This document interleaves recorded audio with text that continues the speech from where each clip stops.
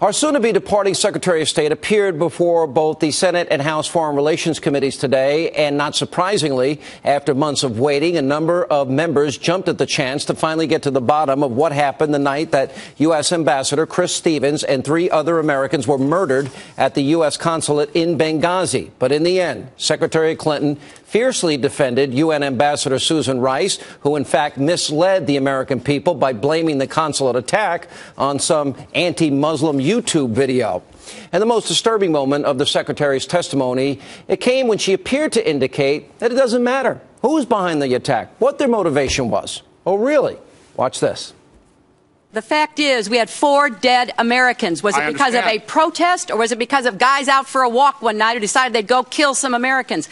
What difference at this point does it make? It is our job to figure out what happened and do everything we can to prevent it from ever happening again, Senator. Now, honestly, I will do my best to answer your questions about this, but the fact is that people were trying in real time to get to the best information. The IC has a process, I understand, going with the other committees to explain how these talking points came out. But, you know, to be clear, it is, from my perspective, less important today, looking backwards, as to why these militants decided they did it, than to find them and bring them to justice.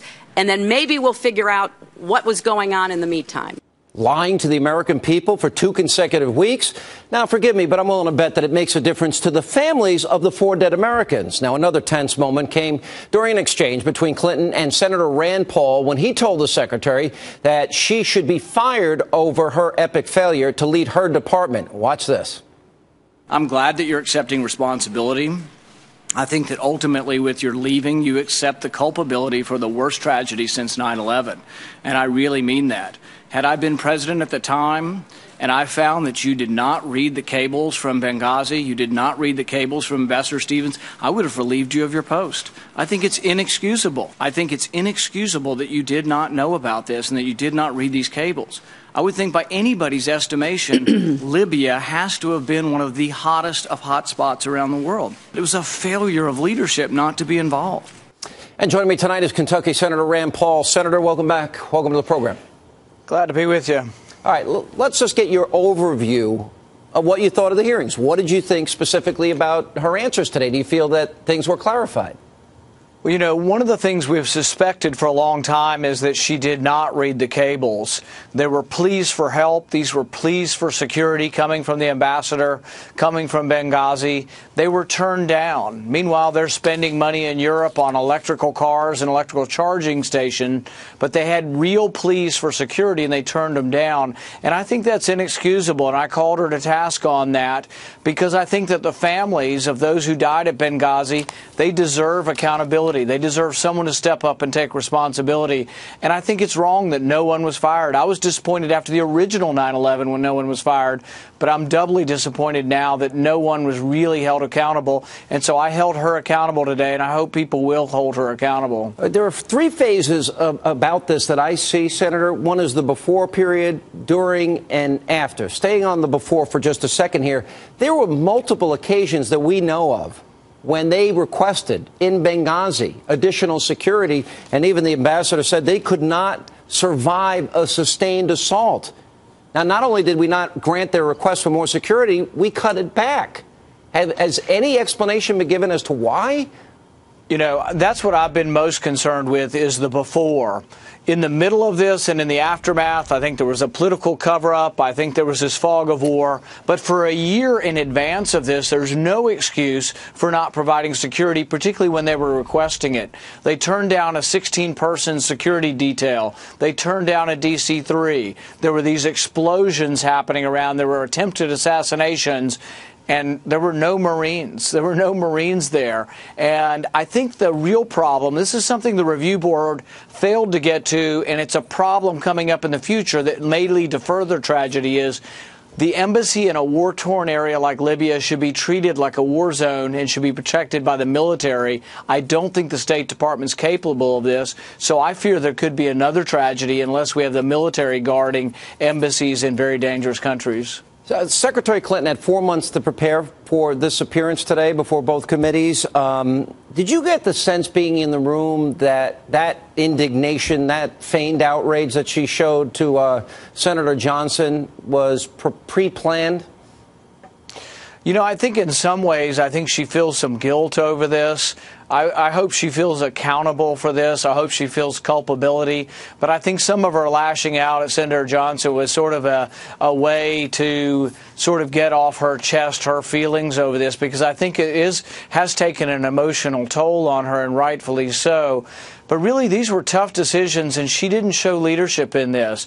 The fact that she wasn't reading these cables from Ambassador Stevens, she wasn't performing her job adequately, and I think for that she needs to be held accountable. All right, there were two waves of attack that happened on September the 11th, on that day.